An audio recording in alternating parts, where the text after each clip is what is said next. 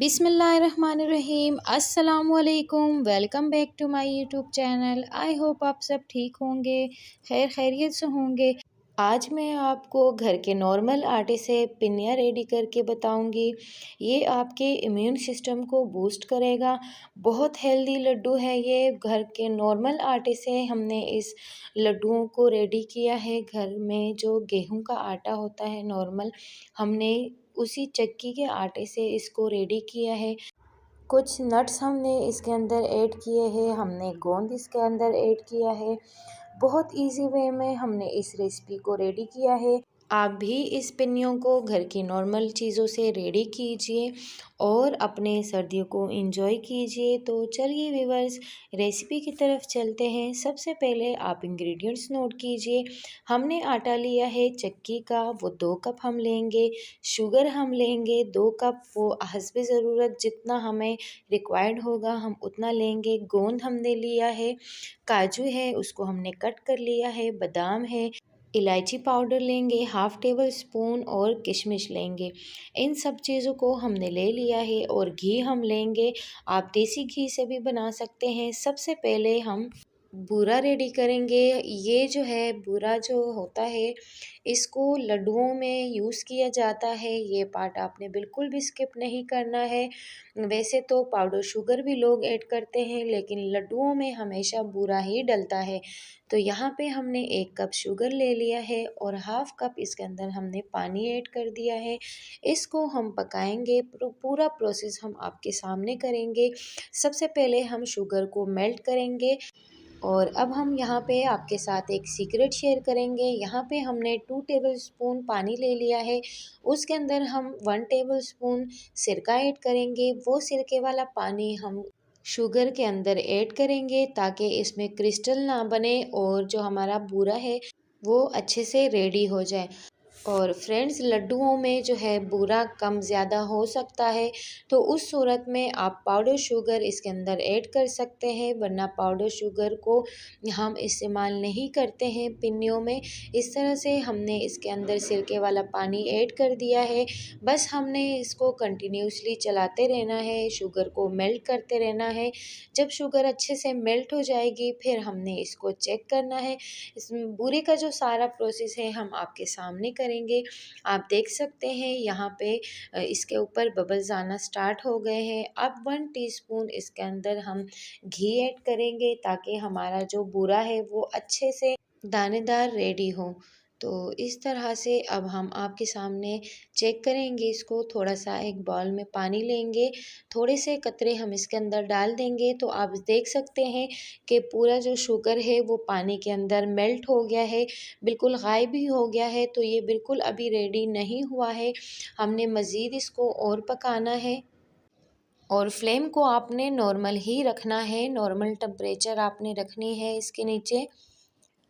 और थोड़ा सा हमने इसको चलाया था, अब दोबारा से हम इसको चेक करेंगे। 5 मिनट तक के हमने इसको मज़ीद पकाया। अभी आप देख सकते हैं, इसको हम चेक करेंगे। यहाँ पे ये जमना स्टार्ट हो गया है, लेकिन वो कंसिस्टेंसी नहीं आई इसके अंदर। आप देख सकते हैं अभी भी ये रेडी नहीं है, मज़ीद हमने इसको और पकाना है।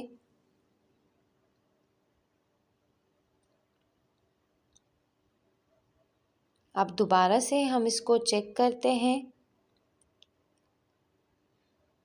अब ये थोड़ा थोड़ा जमना स्टार्ट हो गया है, इस तरह से ये चिपक भी गया है। तो अभी भी ये रेडी नहीं है।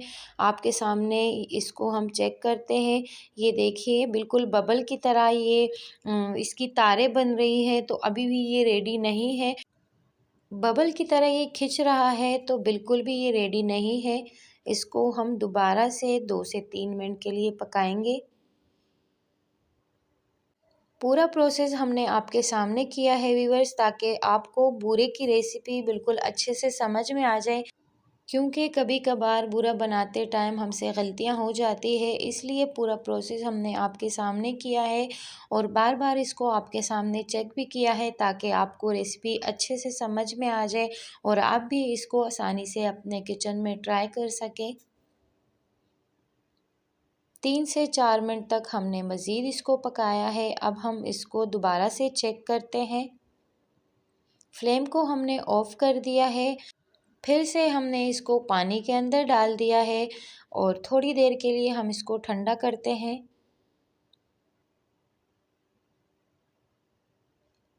आप देख सकते हैं ये बिल्कुल इस तरह टूट रहा है, जैसे बिल्कुल कड़क हो गया है। फ्लेम को हमने ऑफ़ करा है और अभी इसको थोड़ा ठंडा होने देते हैं। ये देखिए ठंडा हो गया है। बिल्कुल ऐसे टूट रहा है, जैसे बिल्कुल जो टॉफ़ी नहीं होती कड़क वाली, उस तरह हो गया है। तो अब हम इसको उतार लेते हैं। उतारने के बाद ये फ़ौरन ही ठंडा हो जाता है और बूरा बनना इसका स्टार्ट हो जाता है। आपने कंटिन्यूसली इसको चलाते रहना है, छोड़ना नहीं है इसको।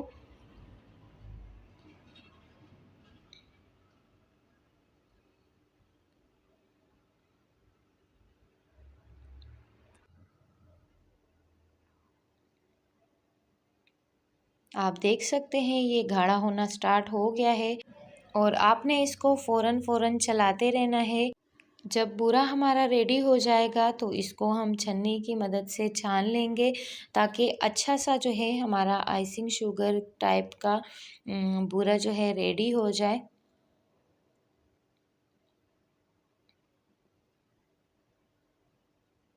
आप इसको नॉर्मल पैन में रेडी कीजिए। मैंने इसको नॉन स्टिक में रेडी किया था, वो सारा चिपक गया था थोड़ा सा, लेकिन आप इसको नॉर्मल पैन में ही रेडी कीजिए। अब इसको हम हटा देते हैं और इसको एक बड़े से थाल में हम छान लेते हैं छन्नी की मदद से। और अगर आपको एंड वाला हार्ड लगे तो आपने उसको ज़ाया बिल्कुल भी नहीं करना है। आप उसको जूसर ब्लेंडर जो का प्रोसेसर जो होता है उसमें डाल के इसको पीस लें। हमारा जो है आसानी से हो गया था, हमने पूरा इसको छान लिया था। बस बूरा हमारा रेडी हो चुका है। ये वाला प्रोसेस थोड़ा लंबा था, तो आपने इसको ज़रूर नोट किया होगा। इसको हम साइड पे करते हैं और अब हम यहाँ पे घी ले लेते हैं। आप इसको देसी घी में भी रेडी कर सकते हैं। हमने नॉर्मल बनास्पति घी ले लिया है। 1.5 कप हमने घी ले लिया है। अपने पैन के अंदर इसको ऐड कर लिया है और 1.5 कप ही हम नॉर्मल गेहूं का आटा लेंगे, लेकिन उसी घी में सबसे पहले हम गोंद को फ्राई करेंगे। गोंद जो है वो हमने 1 कटोरी ले ली है। आप क्वांटिटी थोड़ी कम ज़्यादा कर सकते हैं, लेकिन ज़्यादा ही रखेंगे तो तभी पिन्नियाँ हमारी अच्छी गोंद वाली रेडी हो जाएगी। यहाँ पे हमने गोंद को अच्छे से फ्राई कर लिया है, इसको हमने निकाल लिया है। इसको साइड पे करते हैं, थोड़ा थोड़ा हम इसको तोड़ देते हैं हाथों से। और अब हम यहाँ पे 1.5 कप मैदा इसके अंदर ऐड कर देते हैं। ये 1 कप हो गया और आधा कप हम और शामिल करेंगे इसके अंदर। मेजरिंग कप हाफ कप के हिसाब से है। और बस हमने अब आटे को लो टू मीडियम फ्लेम पे फ्राई करते रहना है, जब तक इसके अंदर अच्छी सी खुशबू आने लग जाए और अच्छे से जो है हमारा आटा जो है वो फ्राई हो जाए, गोल्डन हो जाए, तब जाके हम नेक्स्ट प्रोसेस इसके साथ करेंगे। हमें घी थोड़ा ज़्यादा लग रहा था तो हमने थोड़ा सा आटा इसके अंदर हाफ कप से भी 1/4 कप इसके अंदर हमने आटा और ऐड कर दिया है।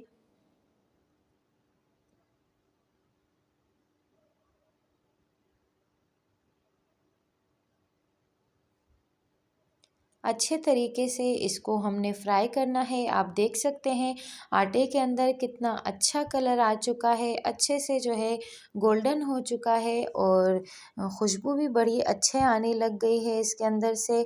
अब हमने फ्लेम को ऑफ़ कर दिया है और इसके अंदर हम थोड़ा सा चम्मच चलाएंगे ताकि इसका टेम्परेचर जो है वो इक्वल रहे। थोड़ा सा हमने इसका टेम्परेचर कम कर दिया है। अब इसको दूसरे बर्तन में हम शिफ्ट कर लेते हैं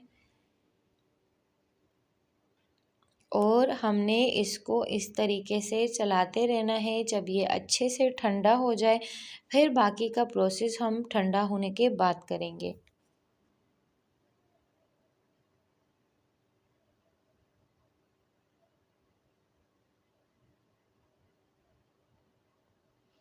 आप देख सकते हैं कलर भी इसका थोड़ा सा चेंज हो गया है और बिल्कुल अच्छे से ये ठंडा हो गया है।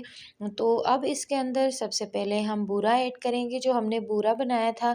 तो आटा हमने 2 कप लिया था, बूरा जो है हमने 1 कप का जो है रेडी किया था। तो थोड़ा-सा हमें मीठा कम लगा, तो बाइंडिंग में भी थोड़ा मसला हो रहा था। तो हमने बाद में इसके अंदर पिसी हुई शुगर ऐड कर दी थी। शुगर आपने उस सूरत में ऐड करनी है जब आपको मीठा कम लगे, तब आपने इसके अंदर ऐड करनी है। हमने सारा बूरा इसके अंदर ऐड कर दिया है, किशमिश हमने इसके अंदर ऐड कर दिए हैं, इलायची पाउडर इसके अंदर ऐड करेंगे, कटे हुए काजू इसके अंदर हम ऐड कर देते हैं और कटे हुए बादाम हम इसके अंदर ऐड कर सकते हैं। ड्राई फ्रूट्स जो है वो आप अपनी मर्ज़ी से ले सकते हैं। और हमने जो गोंद फ्राई किया था उसको हमने हाथों से तोड़ दिया था और फिर हम वो गोंद इसके अंदर ऐड कर देते हैं। अच्छे से इन सब चीज़ों को हम मिक्स करते हैं और ये प्रोसेस जो है वो स्पून से नहीं होगा, तो इसलिए हम हाथों का यूज़ करेंगे और अच्छे से हम हाथों से इसको मिक्स करते हैं। अच्छे से आपने इसको यकजा कर लेना है, अच्छे से मिक्स कर लेना है। यहाँ पे हमने शुगर थोड़ा टेस्ट किया तो हमें थोड़ा कम लगा, तो इसलिए हमने थोड़ा-सा शुगर ले लिया है, उसका हमने पाउडर बना लिया है। तकरीबन 4 से 5 टेबलस्पून हमने इसके अंदर पाउडर शुगर शामिल कर लिया है। बस अच्छे से हमने इसको मिक्स कर लेना है। मिक्स करने के बाद अगर इसके लड्डू अच्छे से ना बने, तो आपने इसको काउंटर पे 5 से 10 मिनट के लिए छोड़ देना है। जब ये अच्छे से रूम टेम्परेचर पे आने लग जाए, थोड़ा-सा ठंडा हो जाए, तब जाके हमने इसके लड्डू बना देने हैं।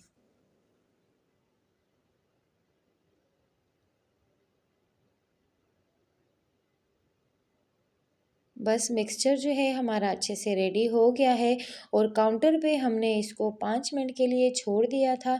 ये अच्छे से ठंडा हो गया है, अब हमें लड्डू बनाने में आसानी होगी। है ना व्यूअर्स, कितना आसान प्रोसेस। बस हमने इसके अच्छे से लड्डू बना लेने हैं। आपने इसको जार में भर के रख लेना है। आप इसको 1 मंथ तक आराम से स्टोर कर सकते हैं, लेकिन इतने प्यारे, इतने मज़े के बने हैं, 1 महीना क्या, ये 1 हफ़्ते में ही ख़त्म हो जाएँगे। तो आपने इसके अच्छे तरीके से लड्डू बना लेने हैं। बस आपने इसको अच्छे से प्रेस करना है ताकि लड्डू जो है वो अच्छे से शेप में बन जाए और इस तरीके से हमने सारे लड्डुओं को रेडी कर लेना है। और फ्रेंड्स, अगर आपको हमारी रेसिपीज़ अच्छी लगती है तो प्लीज़ हमारे चैनल को सपोर्ट कीजिए, हमें लाइक कीजिए, सब्सक्राइब कीजिए। फ्रेंड्स एंड फैमिली में इस रेसिपी को ज़रूर शेयर कीजिएगा, क्योंकि सर्दियों का सीज़न है तो पिन्नियाँ जो है हर कोई रेडी करता है, लेकिन आजकल के महंगाई के दौर में सब इसको रेडी कर सकते हैं और सर्दियाँ अपनी एंजॉय कर सकते हैं। इस तरीके से लड्डुओं को हमने अच्छे से बना दिया है, अच्छे से रेडी कर लिया है, अच्छे से ठंडे हो चुके हैं। बस आपने इसको डेकोरेट करना है, इसको जार में भर के रख लेना है और पूरी सर्दी इसको एंजॉय कीजिए। मुझे अपने दुआओं में याद रखा कीजिए व्यूअर्स। हमारे चैनल को आप ज़रूर ज़रूर ज़रूर सपोर्ट कीजिए व्यूअर्स। हम आपके लिए इतनी मेहनत करते हैं, इतनी मेहनत से हम आपके लिए रेसिपीज़ रेडी करते हैं। सो प्लीज़ व्यूअर्स, हमारे चैनल को सपोर्ट करना ना भूलिएगा। हमें लाइक कीजिए, सब्सक्राइब कीजिए, फ्रेंड एंड फैमिली में शेयर कीजिए। अपना ढेर सारा ख्याल रखा कीजिए।